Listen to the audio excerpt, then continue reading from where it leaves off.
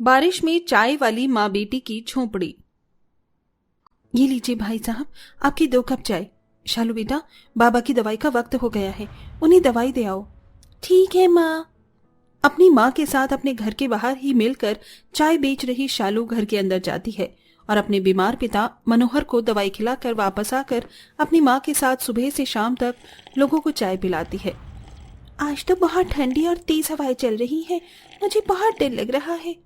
शालू बेटा, मैं तुम्हारे साथ हूँ, तुम्हें डरने की कोई जरूरत नहीं है। जब भी ऐसी हवाएं चलती हैं तो हमारी इस छोटी सी झोपड़ी की दीवारें हिलने लगती हैं।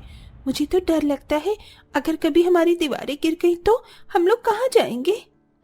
अपनी बेटी शालू की बात सुन और खराब होते मौसम को देख वो भी डरने लगती है, जिसके बाद अब दोनों माँ बेटी चाय बनाने का सारा सामान लेकर वापस घर के अंदर चली जाती हैं कि तभी बाहर जोरों की बारिश शुरू हो जाती है, जिससे उनकी कमजोर झोपड़ी की दीवारें हिलने लगती हैं।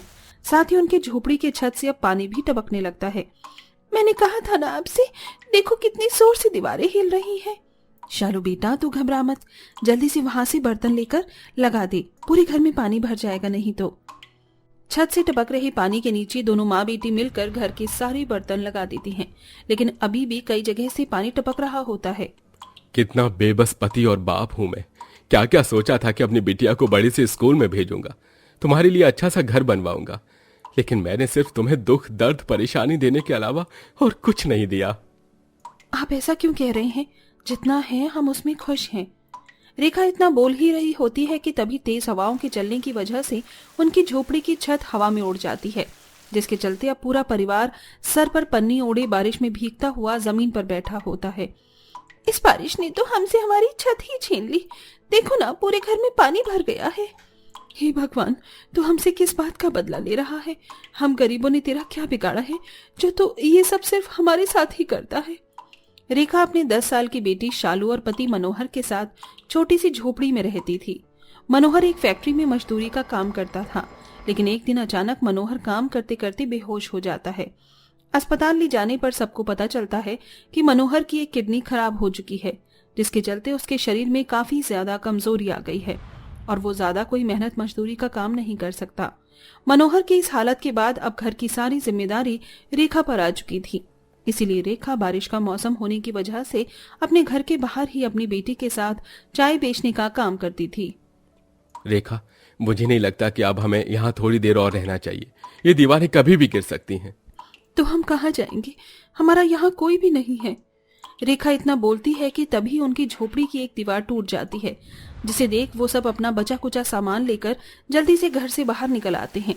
उनके घर से बाहर आते ही बाकी की बची तीनों झोपड़ी की दीवारें भी टूट कर गिर जाती हैं, जिसे देख हमारा घर तो टूट गया, अब हम क्या करें? बारिश तो बहुत तेज हो रही है, इस वक्त हम लोग कहाँ जाएंगे? एक काम करती हूँ, मालती बहन से मदद मांगती हूँ कि एक दिन वो हमें अपने घर में रहने की जगह दे दे। रेखा अपने पति और बेटी के साथ पड़ोस में रह रही मालती के घर जाती है और आज की रात उसके घर में रहने के लिए उससे विनती करती है। मेरा घर है, कोई धर्मशाला नहीं, जो जब चाहे आएगा और उसे मैं रहने दूंगी। इतना कहकर मालती रेखा और उसके परिवार के मुंह पर दरवाजा बंद कर देती है, जिसके बाद अब बेचारी रेखा अपनी बेटी और पति के साथ बारिश में भीगती हुई सर छुपाने का ठिकाना ढूंढती है। माँ देखो, हम लोग वहां चलते हैं, उस घर की दीवार के सहारे थोड़ी देर खड़े हो जाएंगे। सभी लोग उस घर की दीवार के सहारे जाकर खड़े हो जाते हैं और बारिश के रुकने का इंतजार करते हैं। सुबह होने के साथ साथ अब बारिश भी पूरी तरीके से रुक जाती है और अब पूरा परिवार एक खुले मैदान में आ जाता है। हमें कहीं ना कहीं तो रहने का ठिकाना ढूंढना होगा।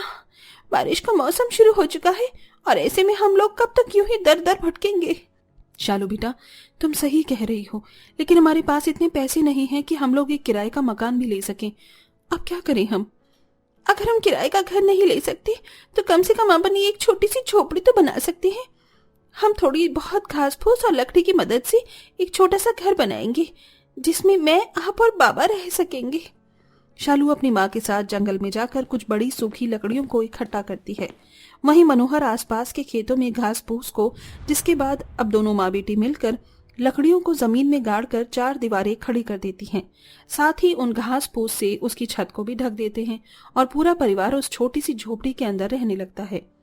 सर छुपाने का ठिकाना तो हमने बना लिया, लेकिन अब रोजी रोटी का क्या करेंगे? उस बारिश में घर के साथ साथ हमारी चाय की दुकान भी टूट गई। ये मैदान गांव के बीचों बीच है। अगर हम यहाँ पर चाय बेचेंगे तो कई लोग हमसे चाय लेने के लिए आएंगे। हमारे पास दुकान और ठेला नहीं हुआ तो क्या हुआ, हम लोग वो सामने वाले पेड़ के नीचे चाय बेचेंगे। वैसे भी गांव के कई लोग पेड़ के नीचे ही बैठकर सामान बेचते हैं। गरीबी और परेशानी ने मेरी छोटी सी बिटिया को कितना समझदार बना दिया है। दोनों माँ बेटी चाय बनाने के बर्तन लेकर और बचे हुए पैसों को लेकर चाय बनाने का सारा सामान ले आती हैं और उस बड़े ही से पेड़ के नीचे त्रिपाल लगाकर दोबारा से एक बार फिर चाय बनाकर बेचने लगती हैं। बारिश के मौसम को देख कुछ लोग दोनों माँ बेटी के पास चाय पीने के लिए आते हैं। बहन जी, जरा मलाई मारकर एक चाय तो लगाना। और मेरे लिए एक मसाला चाय। दोनों माँ बेटी मिलकर जल्दी से चाय बनाती हैं, दोनों कस्टमर को देती हैं। बहन जी, चाय तो बड़ी कमाल बनी है। आपने तो भर भर के मलाई डाली है, वरना वो नुक्कड़ चाय वाला तो नाम की भी मलाई नहीं डालता। सही कह रहे हो भाई साहब, उसकी तो चाय में भी स्वाद नहीं होता है। अब से मैं यहीं पर चाय पिया करूंगा। अच्छी और मसालेदार चाय बनाने की वजह से आसपास के चाय के ठेलों को छोड़कर लोग दोनों माँ बेटी के पास ही चाय पीने के लिए आया करते थे। अरे इस हल्की हल्की बारिश में गर्मा गर्म चाय पीकर तो मजा आ गया। साथ में कुछ खाने के लिए होता तो और ज्यादा मजा आ जाता। उस कस्टमर की बात सुन दोनों माँ बेटी को चाय के साथ नमक पारे बेचने का भी आइडिया आता है और अब दोनों माँ बेटी घर में ही नमक पारे बनाकर चाय के साथ कस्टमर को देने लगते हैं, जिनसे अब उनके कस्टमर पहले से ज्यादा बनने लगते हैं। लेकिन इस बारिश के मौसम में ये खुशी ज्यादा देर की नहीं होती। आखिरकार कब तक हमें इस टपकती छत के नीचे रहना पड़ेगा? कितनी मेहनत से तो हमने अपनी झोपड़ी बनाई थी, लेकिन इस बारिश से इसकी भी छत टपक रही है। इस टपकती बारिश में तो हमें बस पक्के मकान की छत ही बचा सकती है। झोपड़ी होने की वजह से आए दिन बारिश में उनकी उस झोपड़ी की छत भी टपकती थी। साथ ही कभी कभी तेज हवाओं के चलते उनकी झोपड़ी की दीवारें हिलने लगती थी। हमारी घर की दीवारें तो फिर से हिल रही हैं, कहीं ये भी तो नहीं? बेटा, ऐसा नहीं होगा। अगर ये झोपड़ी भी हमसे भगवान ने छीन ली तो हम कहाँ जाएंगे? सारा परिवार सहम कर झोपड़ी के टूटने के डर से घर के अंदर बैठा होता है। जैसे जैसे बारिश और तेज हवाएं रुकती हैं तो पूरे परिवार को चैन की सांस आती है। लेकिन वही भरी बारिश और हवाओं की वजह से जिस पेड़ के नीचे दोनों माँ बेटी चाय बेचती थी, वो पेड़ अब टूट चुका था और अब उनके पास कोई भी जगह नहीं बची थी जहां वो इस बारिश में चाय बेच सके। अब हम क्या करें? अब कैसे हम लोगों को चाय पिलाएंगे? शालू रेखा काफी ज्यादा उदास होकर बैठी होती हैं कि तभी रेखा को चाय बेचने की एक तरकीब सूझती है, जिसके बाद अब दोनों माँ बेटी हाथों में केतली और चाय के गिलास लिए सर पर बड़ी सी पन्नी ओढ़ लोगों की दुकानों के बाहर जाकर उन्हें चाय बेचती हैं। अरे दिल खुश हो जाता है आपके हाथ की बनी हुई चाय पीकर। अरे भाई, मेरा बस चले तो मैं तो घर में भी आपके हाथ की चाय पिया करूं। दोनों माँ बेटी इसी तरह अब रोज बारिश में चाय बेचती हैं। एक दिन दोनों माँ बेटी रोज की तरह चाय बेच रही होती हैं कि तभी तेज बारिश शुरू होने की वजह से वो दोनों जाकर एक रेस्टोरेंट के बाहर खड़ी हो जाती हैं कि तभी उस रेस्टोरेंट का मालिक अपने रेस्टोरेंट के बाहर निकलता है और उन दोनों माँ बेटी को देखते हुए कहता है, मैं तो चाय पीने के लिए बाहर ही जा रहा था और मुझे चाय वाली यहीं मिल गई। जरा गर्मा गर्म एक गिलास चाय तो देना। अजीत जैसे ही उन दोनों माँ बेटी की बनाई हुई हाथ की चाय पीता है, ये चाय आपने ही बनाई है या किसी और ने? ये तो भाई बहुत ज्यादा टेस्टी है। ऐसी चाय तो आज से पहले कभी नहीं पी मैंने। अजीत अब रोज उन दोनों माँ बेटी के हाथ की चाय पीने लगता है। अजीत को उन दोनों माँ बेटी के हाथ की चाय अब इतनी ज्यादा पसंद आ जाती है कि वो उन्हें अपने रेस्टोरेंट में चाय बनाने की नौकरी देता है। मेरे रेस्टोरेंट में खाने पीने की हर चीज मिलती है, सिर्फ चाय को छोड़कर। मैं काफी टाइम से अपने रेस्टोरेंट में भी चाय बेचना चाहता था, पर मुझे नहीं लगता कि आपसे अच्छी चाय कोई बना सकता है। इसलिए मैं चाहता हूँ कि आप मेरे रेस्टोरेंट में चाय बनाएं। बताइए। क्यों नहीं साहब, मैं जरूर चाय बनाऊंगी। दोनों माँ बेटी सड़कों पर घूम घूम कर चाय बेचने की बजाय अजीत के रेस्टोरेंट में चाय बेचती हैं, जो अजीत के कस्टमर को भी काफी ज्यादा पसंद आती हैं।